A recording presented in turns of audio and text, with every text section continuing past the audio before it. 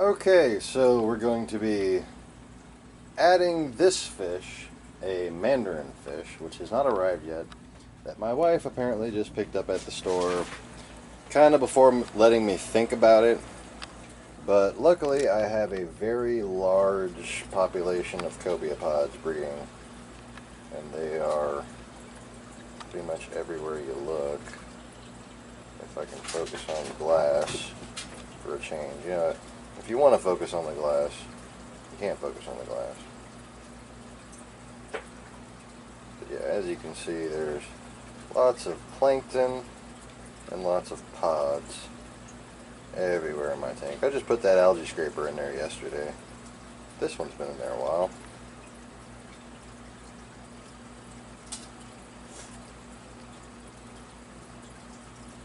Oh, I just saw a couple things little flickering around in there. So yeah, thanks to my little seaweed spinning concoction, this is a planktonic ecosystem. And we got a nice little amphipod colony down there. There's just more of them every day when you look, which is good because now the mandarin's going to be starting to eat those. He's a little baby though, which is why I struggled with whether to allow it or not, because, you know, I basically just added these fish back to the tank, so it's like adding new fish to the tank. But yay, stability. It seems to be working. My anemone is not pissed at me at all. Look at it. Just look at that guy. Clownfish photobomb. Okay. They do that a lot. That's just how they are. So what I'm torn with is whether or not to add them to the top or the bottom tank. I guess the top tank should be the clownfishes, but they're down there now too. But there's probably a lot more pods down here, so this is more likely where I'm going. And I'm setting it up like so. Here's my line to drip tank water. We're going to put the bag water in there. We're going to be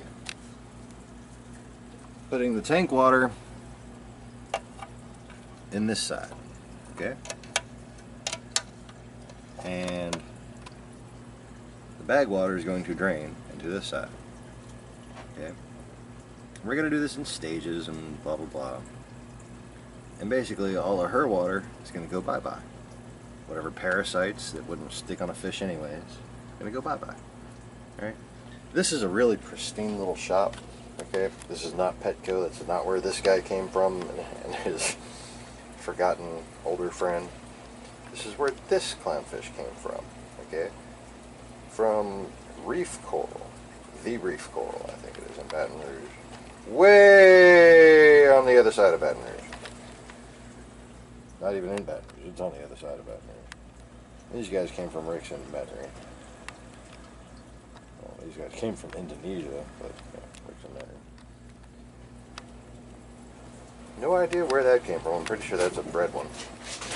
One of the crossbreeds that we have around here. And no telling where this poor guy was cyanated. But I don't know. They seem to be getting along fine for the most part. He's just kind of, that's his spot. He likes to be there. As soon as he got back in the tank, he went right there again. There's the remnants of the exit wound from the cyst that came, probably burst at Petco. And we had another little one down here, burst in the hospital tank, and I cleaned everything up.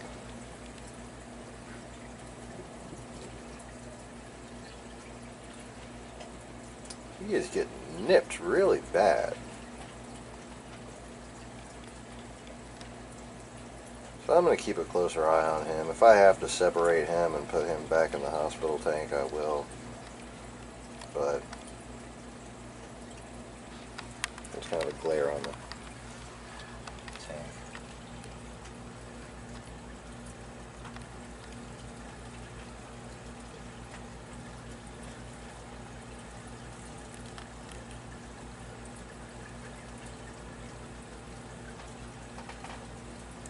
get little bits of dust on him and stuff, so it's kind of hard to tell if and when he's got parasites.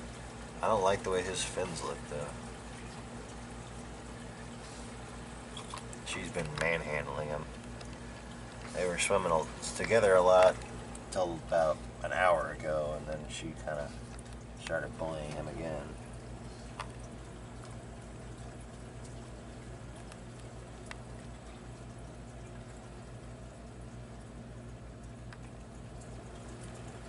They seem to get along most of the time. I don't know. I'm just worried about this little guy.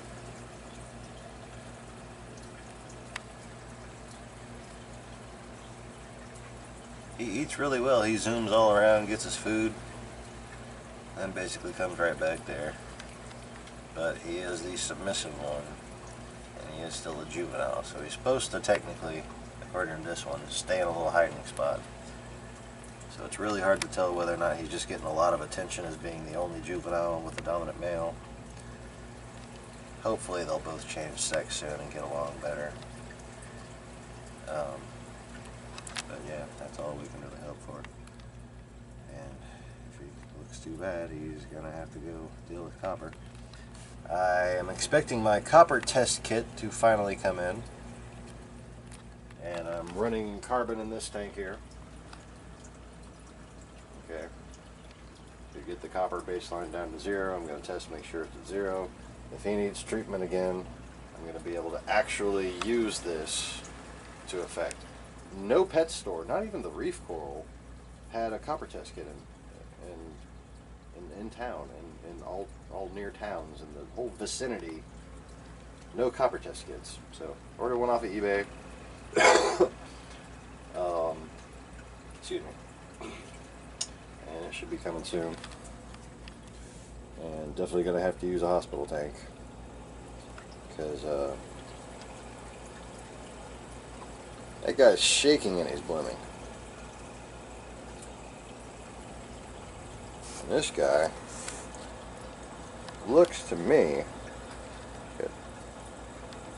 like he's already kind of starting to grow into the rock just a little bit. Been in there about 2 weeks. And doing water changes like every other day.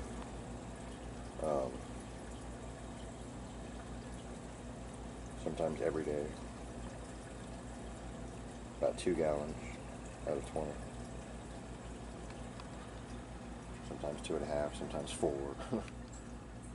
Depends on how things look. Right now, I probably won't do much of a water change, because obviously don't want to piss that one off. But if it doesn't continue to look that glorious after the next feeding, I would consider a water change. But yeah, so there's the baby bubble tip, and there's giant Recordia. That's hilarious. The roles have been reversed. Just for scale, there's Percula. Baby bubble tip, giant Recordia. There's my little pretty big mushroom right there. And flatworms. Ooh, I got 2 of these guys. Apparently the clownfish have been kind of knocking them off of this mushroom, right? Well, knocking sand onto it. So anyways, 2 of these guys wound up in the bottom tank, and they were hiding out by my thermometer here. So I got them with the fish net, and they were all squiggling around in the water. Oh god, it was so weird looking. But I got 2 flatworms out of my tank, and I'm not even sure if they were the same kind as these. These are like not as much of a nuisance, but there's like some lighter pink ones that eat flake food and eat all kinds of shit.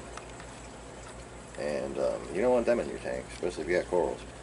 But yeah, got them suckers right out with the net. No trouble at all. They're pretty stupid when it comes to nets. They seem pretty smart when it comes to being able to wiggle their way back onto the glass, though. It's fucking crazy how they do that. Anyways, so I'll probably make a part 2 for this one, but if I don't, like and subscribe. I don't know. Yeah, I'll probably just make a part 2 for this one once the fish gets here. So, tank water, store water, going into the rinse container. Because I'll use their water to rinse, and I'll use their water to top off the damsel tank.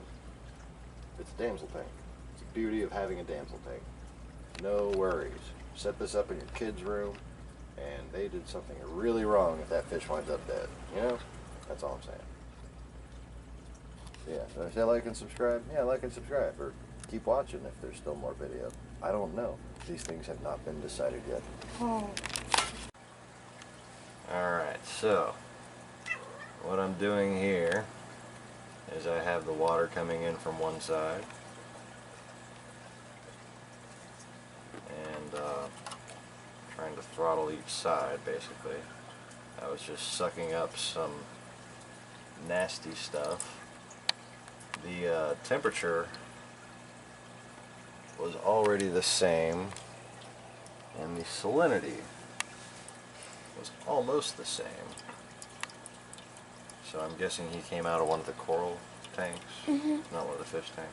No, a coral tank with Okay. a few other fish. So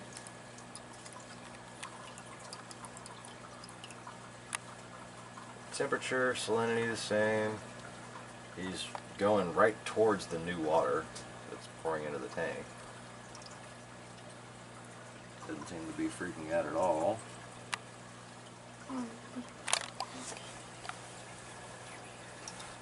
He's just kind of looking around. Oops. Okay, well that's not good.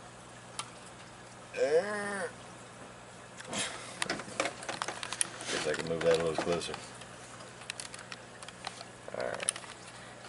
So, fish store water on one side, tank water on the other.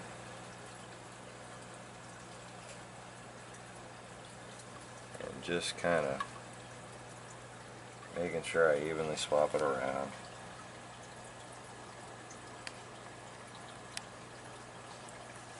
Making sure my reading wasn't off. Looking at the water through the side of the glass so I can see if there's any changes.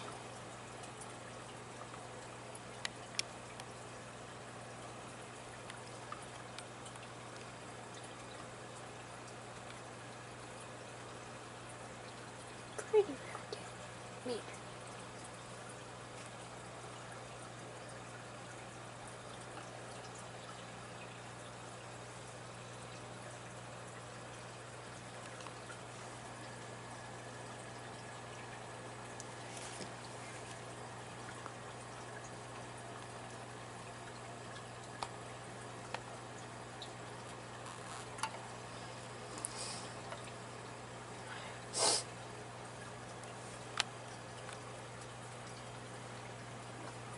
He doesn't seem to be very stressed out at all. He's just kind of chilling down there. It took a few minutes to find. We found him, then he swam away, and then we lost him. Then we had to. It took a few minutes to find him again. All right, so that'll do. The store water is more than flushed out from that tank. I took about twice the volume of it. Look down at the jug right there. There was hardly any water in that jug when I got started. So the negligible percentage of store water in this container is negligible. So this has been how to add a fish directly to the tank the cautious way. And the reason why I'm not putting him in quarantine is because he eats live foods, okay? And I'm already concerned that I'm going to have enough live foods in there to begin with. But I do have a bag of mysis shrimp that look really, really tiny. And like I said, there's tons of pods already growing in there. So he should be fine. And going to just pull the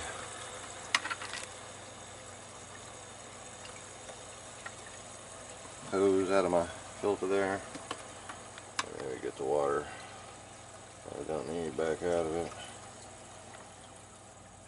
And basically, I just use the gap in my aqua clear up here to hold the hose to fill up this thing. Alright, so now for the very careful parts. And going to turn off the front lights first. No, the front lights I said. Yes, I'll do it the first time. Okay. So, some people do recommend turning off all your lights, putting them in a nice dark tank. I don't want bright lights, but I want my fish to be able to explore. And turn off all the lights, how's he going to explore? How can he see? Yeah, I mean, fish have eyes, you know. I would like to at least explore things before you shut the lights off on me. So, the angle of this doesn't work entirely well.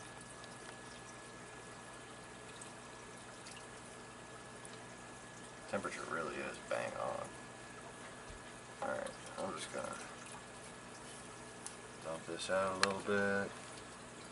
Then we're gonna lower this container in there. That's the angle. The angle? Very, very carefully. Careful, Nicholas. Okay. Careful. So he looks ready to go in there. Just gotta make sure he's not breathing heavy one last time.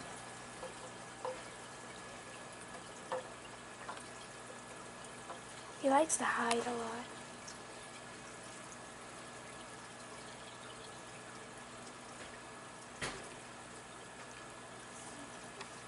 Breathing looks fine. Alright, get away before that hair gets on you. Come on. Oh no, you just went right into the hair. Suck that fucking thing in. Come on, swim out, baby.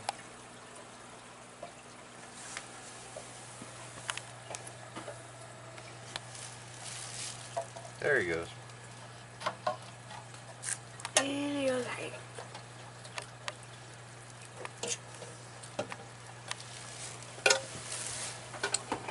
Alright. Where'd he go?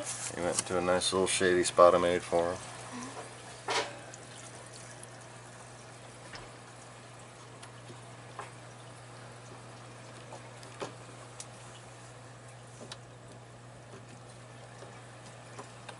And that's it. Going to finish retying these lights now without making too much noise.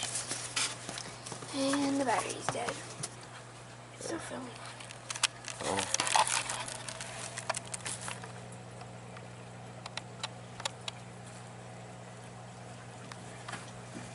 So there he is, quickly but safely added to the tank. And still breathing normally. Looks a little shy. He's probably a little freaked out. He was definitely trying to get away from at the store. But he will adapt just fine in here, I'm sure. So, yeah. That's all. Like, subscribe, blah, blah, blah. Peace.